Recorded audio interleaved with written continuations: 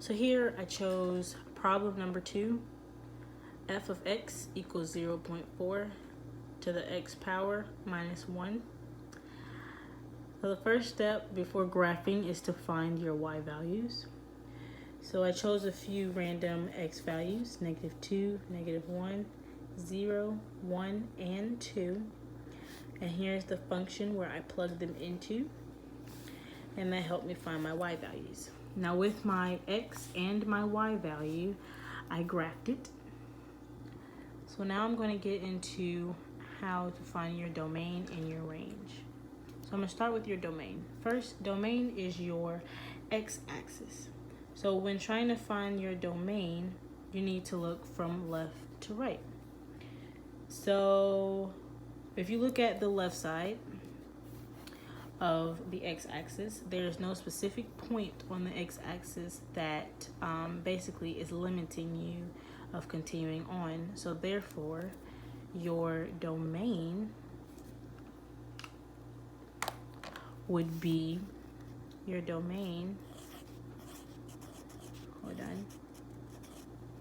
would be negative infinity. Now you look at the right side of your graph, and you will see that there is no x value, nothing that is stopping you or a limit. It is continuous, so it is also infinity. So you have negative infinity to infinity. So that means all real numbers are for your domain. Now when you get to your y values, which would be your range, you're doing the same thing you did with your x-axis, but you're going up and down. So first you're going to look down, because this is where your negative numbers are, and you can see that as the graph goes on, it stays at -1. So your range would be -1. Then you will look at the positive numbers, and you will see that the graph for your y values are continuous, so it is unlimited. So this would be infinity.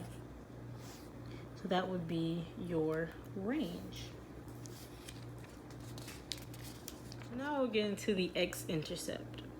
So of course the function was 0.4 raised to the x power minus 1, and that is equal to y.